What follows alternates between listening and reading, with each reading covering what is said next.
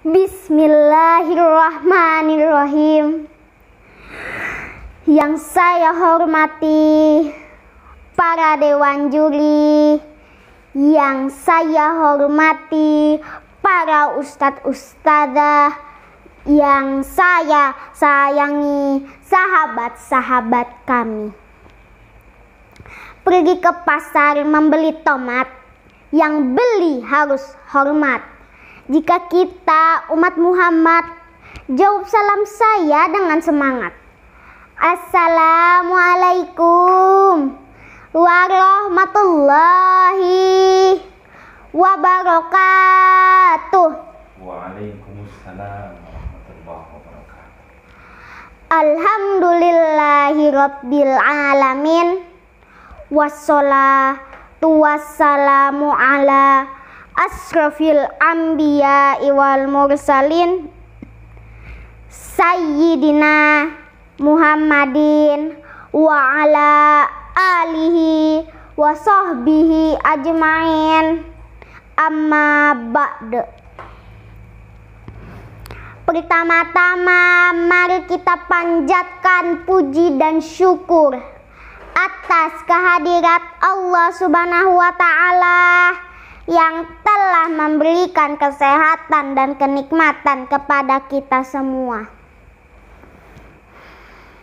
Sholawat serta salam semoga tercurahkan kepada junjungan Nabi Muhammad Sallallahu Alaihi Wasallam, dan semoga kita akan mendapatkan syafaat kelak di akhir zaman nanti.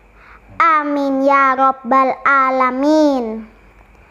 Perkenalkan, nama saya Muhammad Fitran Halawi Adinata. Saya dari MI Asy-Syifa Balikpapan Utara. Hadirin wal hadirat rahimakumullah. Fitran ingin bertanya, siapakah di antara para hadirin yang mengetahui tentang adab-adab berpuasa? Di bulan ini, umat Islam di seluruh dunia diperwajibkan berpuasa. Sebagaimana umat-umat terdahulu juga berpuasa. Sebagaimana firman Allah Subhanahu wa ta'ala dalam surah Al-Baqarah ayat 183. A'udzu billahi minasyaitonir rajim. Bismillahirrahmanirrahim. Ya ayyuhalladzina amanu kutiba alaikumus syiyam kama kutiba alal ladzina min qablikum la'allakum tattaqun. Tujuan ibadah berpuasa adalah menjadi manusia bertakwa, bukan hanya meninggalkan makan dan minum di waktu siang belaka. Namun dalam berpuasa untuk kesempurnaannya perlu menjalankan adab-adab tertentu yang mempengaruhi kualitas pahala yang akan kita dapat. Menurut Imam Ghazali dalam risalahnya Al-Adab Fid Din menjelaskan ada 6 adab yang harus kita jaga ketika berpuasa. 2 di antaranya yang akan Fitran jelaskan. Yang pertama, menjauhi ghibah atau tidak membicarakan tentang keburukan orang lain. Yang kedua, tidak menyakiti perasaan orang lain. Bapak-bapak, ibu-ibu, sahabat-sahabat yang berbahagia, bolehkah Fitran bercerita sedikit? Boleh. Pada zaman Rasulullah SAW ada pengemis Yahudi buta dan Rasulullah.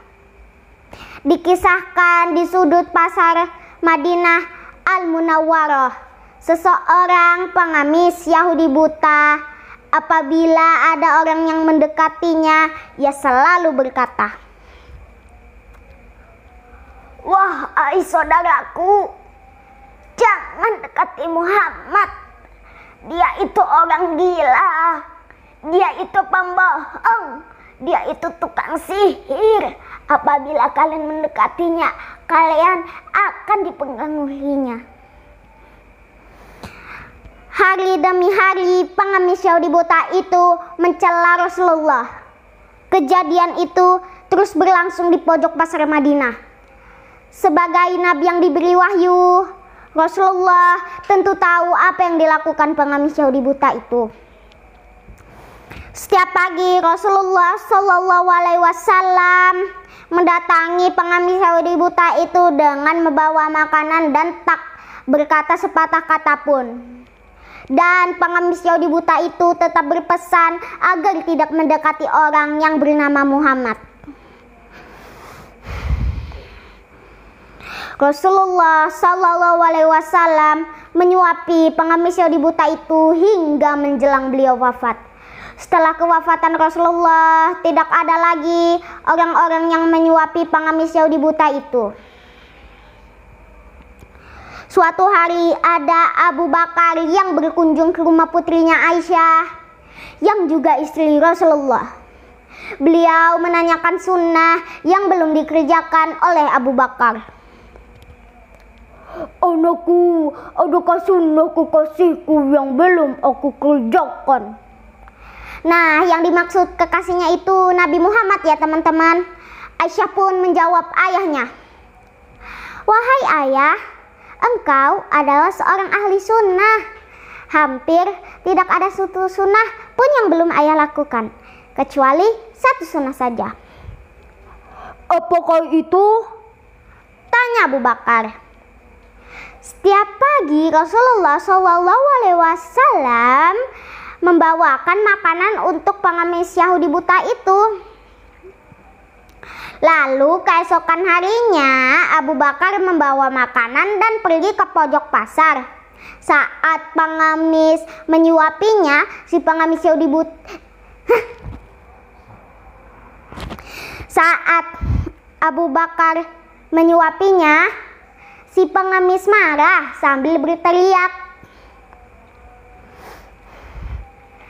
"Siapakah kamu?" Abu Bakar menjawab, "Aku adalah orang yang biasa datang padamu."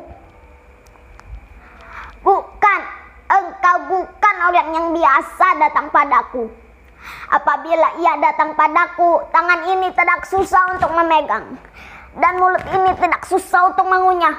Ia juga menyuapiku, tapi terlebih dahulu dihaluskannya makanan itu dengan mulutnya. Setelah itu ia berikan padaku." Abu Bakar tak dapat menahan air matanya. Ia pun menangis sedih sambil berkata, "Aku memang bukan orang yang biasa datang padamu. Aku adalah salah seorang dari sahabatnya. Orang yang mulia itu telah tiada. Ia bernama Muhammad Rasulullah Sallallahu Alaihi Wasallam." Setelah pengemis Yahudi buta itu mendengar cerita Abu Bakar, pengemis pun menangis sedih sambil berkata, "Benarkah demikian? Selama ini aku selalu menghinanya, menfitnahnya. Ia belum pernah memarahiku sedikit pun. Ia begitu mulia." Dan akhirnya pengemis Yahudi buta itu bersyahadat di hadapan Abu Bakar. "Asyhadu alla ilaha illallah wa asyhadu anna Muhammadar Rasulullah." Wahai Abu Bakar, saya bersaksi bahwa tiada Tuhan selain Allah. Saya bersaksi bahwa Nabi Muhammad adalah utusan Allah. Alhamdulillah. Demikian kisah Rasulullah dan pengemis Yahudi buta. Para hadirin, ada beberapa hikmah dan pelajaran yang bisa kita ambil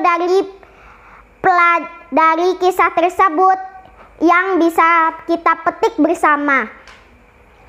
Yang pertama, Rasulullah Shallallahu Alaihi Wasallam mengajarkan kepada kita betapa kemuliaan akhlak dan budi pekerti yang baik yang dapat kita lakukan kepada orang lain, maupun dia miskin maupun dia kaya. Yang kedua, jangan ragu untuk berbuat baik dengan sesama, karena Allah akan membalas dengan kebaikan pula.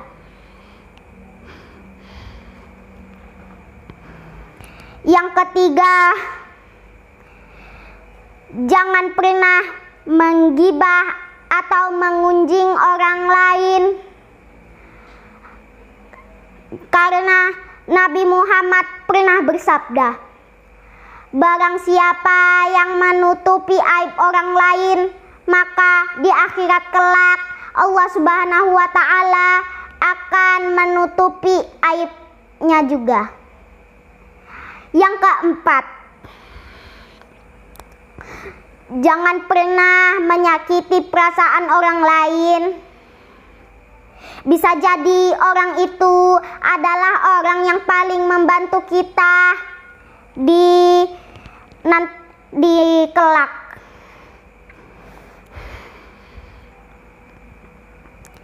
Sebagai penutup ceramah ini, Fitran akan menyanyikan lagu yang berjudul Sepohon Kayu dengan Fitran edit sedikit ya.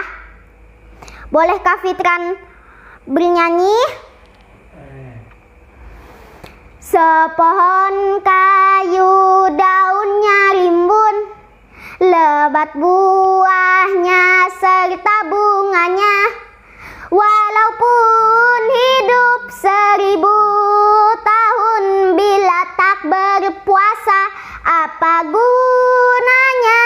Walaupun hidup 1000 tahun, bila tak berpuasa apa gunanya?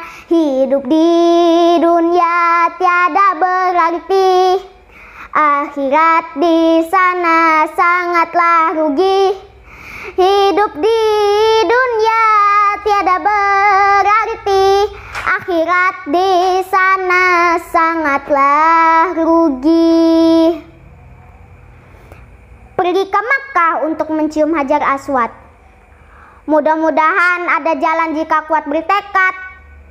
Bulan Ramadan adalah kesempatan untuk berjihad, karena merupakan bulan kesayangan Nabi Muhammad. Demikianlah ceramah yang dapat Fitran sampaikan. Semoga menjadi pelajaran untuk kita semua.